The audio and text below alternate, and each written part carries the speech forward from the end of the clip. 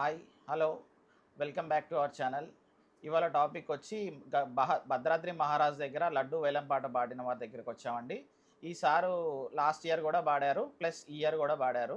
భద్రాద్రిక మహారాజ్ అంటే మన భద్రాచలంలో లాస్ట్ ఇయర్ కానీ ఈ ఇయర్ కానీ పెట్టింది 2 సంవత్సరాల్లోనే ఇప్పటి వరకు ఆ, చాలా వైభవంగా ఆగమనం నుంచి నిమజ్జనం వరకు ఎంతో వైభవంగా చేశారు. మన సార్ లడ్డు వేలం పాట ఎందుకు పాడారో అవన్నీ మనం విషయాలు తెలుసుకుందామండి. హాయ్ సార్, నమస్తే అండి. నమస్తే. సార్ మీ పేరు? జయలాల్. జయలాల్. సార్ మీరు ఏం వర్క్ చేస్తారు సార్? నేను బిజినెస్ చేస్తా. Okay sir. మీరు ఈ లడ్డు వేలం పాట పాడడానికి ముఖ్య కారణం ఏంటి సార్? లడ్డు వేలం పాట పాడడం ముఖ్యం కారణం అంటే పోయిన సంవత్సరమును లడ్డు వేలం పాట పాడితే మా ఇంట్లో మంచిగా జరిగింది. బజార్లోనూ అన్నీ మంచిగానే ఉన్నది. దానివల్ల మళ్ళీ ఈ సంవత్సరమును సరే సార్ పాడాలని అనిపించింది, పాడినాం.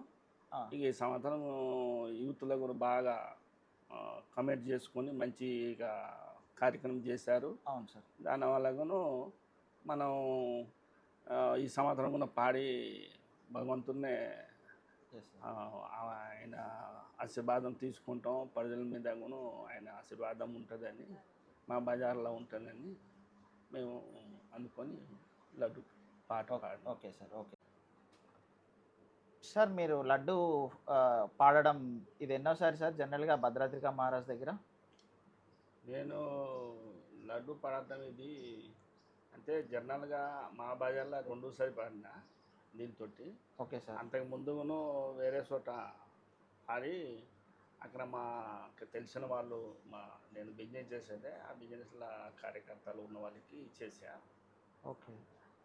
అప్పటి నుంచి ఇప్పటిదాకా మాకు లడ్డు పాట పాడి జనాల్లో పంచటం, లేకపోతే మా శ్రీరాస్తిగా జరగటం చేస్తే నాకు మంచిగా జరుగుతుంది, మా కుటుంబం కూడా మంచిగా ఉంటున్నారు.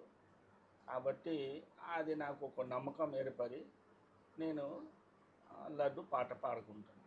Okay sir. జనరల్గా ఈ పాడిన లడ్డూని ఏం చేస్తారు సార్ మీరు? జనరల్గా అంటే పాడిన లడ్డు మనకి కొన్ని ఫలాలు గిలాలు ఉంటే దాంట్లో జల్లుతాం, ఏమైనా ప్లాట్ గిలాట్ ఉంటే దాంట్లో వేస్తాం. ఈ మా బజారు ఉన్న ప్రజలకు పంచుతాం, మా ఇంట్లో కుటుంబంకి పంచుతాం, చుట్టాల బంధువులకి. దానివల్ల మాకు మంచిగా జరుగుతుందని మేము అది ఆలోచన చూసి లడ్డు పాట పాడుకుంటాం. ఓకే.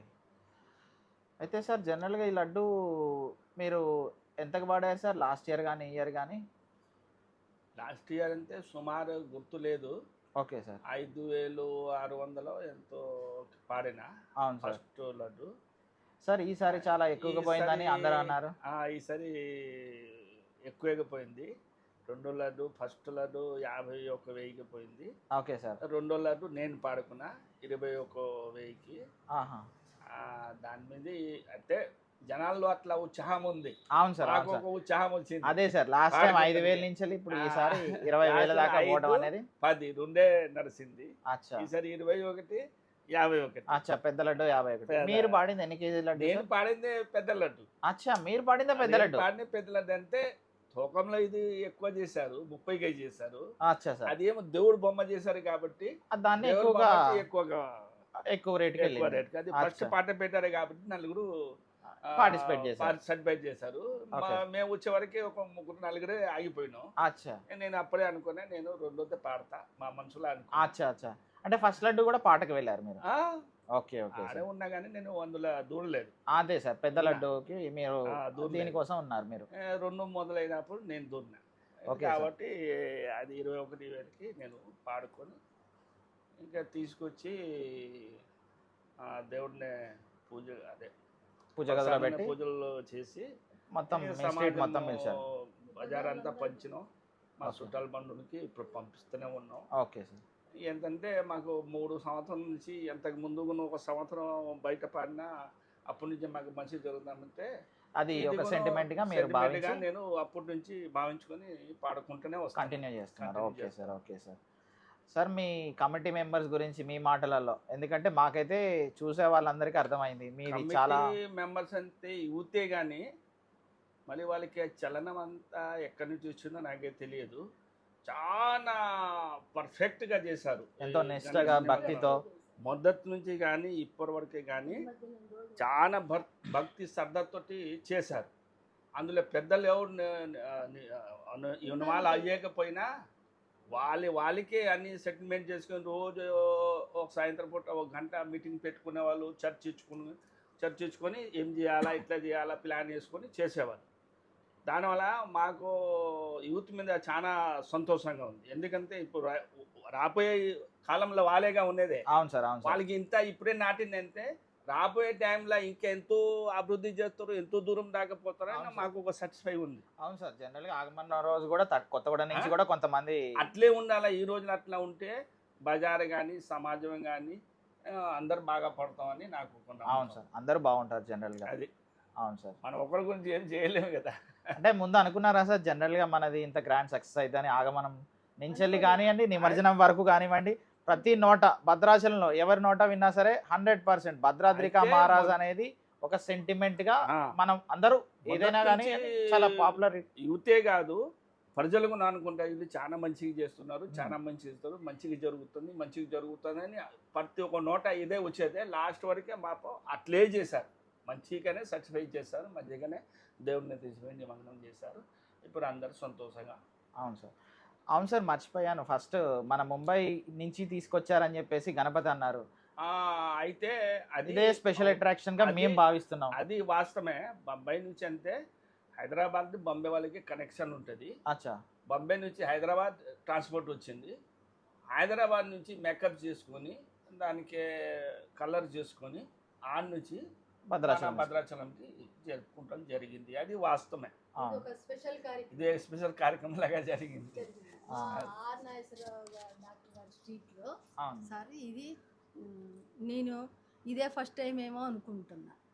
చాలా బాగా భద్రాచలంలో 2000 మంది అని అనుకొని అన్న ప్రసాదం అని అనుకున్నారు. ఆ తర్వాత 3000 మంది కూడా దాటిపోయారు.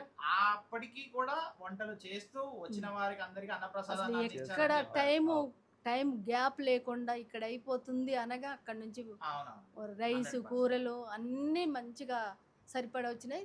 3 గంటల దాకా కూడా అన్నదానం జరిగింది సార్, చాలా బాగా జరిగింది. ప్రసాదాలు కూడా మేము మహిళలం కూడా ప్రసాదాలు కూడా ఇచ్చాం. కోలాటాలు కూడా ఆడారు, బాగా ఆడాము, అందులో పార్టిసిపేట్ చేశారు. ఈ బజార్లో మాత్రం లేడీసు ప్రత్యేకత ఏంటంటే అన్నిట్లో పాల్గొనాలి. మనకి 2వ సంవత్సరం కాబట్టి గణపతి నవరాత్రులు ఈ సంవత్సరం ఇంకా బాగా చేయాలని అన్న ఉద్దేశంతో ఆ దేవుడు ఆశీస్సులు మాకు ఎప్పుడు ఉండాలని చాలా సంతోషంగా చేసినాం సార్. మాకు చాలా తృప్తిగా ఉంది. ఈ విగ్రహం జనరల్గా ఇంత మెయింటెనెన్స్ అంటే ఈ 15 రోజులు సుమారుగా ఎంత ఖర్చు అయి ఉంటుంది? మీ టీమ్మేట్స్ అంటే కమిటీ మెంబర్స్ ఎలా పార్టిసిపేట్ చేశారు? అంటే సుమారు విగ్రహాలతోటి అన్నదానంతో ప్రసాదంతో సహా 4-5 లక్షల దాకా ఖర్చు అవ్వచ్చు అని అనుకుంటున్నా. అదే సార్, విగ్రహానికి సుమారు 2 లక్షలు దాటింది. అయితే యూత్గును వాళ్ళు రోజు ఒక మీటింగ్ లాగా పెట్టుకొని వాళ్ళు ప్లాన్ వేసుకునేవాళ్ళు. ఏమనంటే రేపు ఏ ప్రోగ్రామ్ ఉంది, ఎలా చేస్తాం, ఓకే సార్ నువ్వేం చేస్తావు, నేను ఏం చేస్తా అని ఒకరు పని పంచుకునేవాళ్ళు. కరెక్ట్గా టైంకి ఆ పని అయ్యేదే. ఓకే, కాబట్టి దానివల్ల కొన్ని సాటిస్ఫై చాలా ముందుకి చాలా మంచిగా జరిగిందని మేము అనుకుంటున్నాం.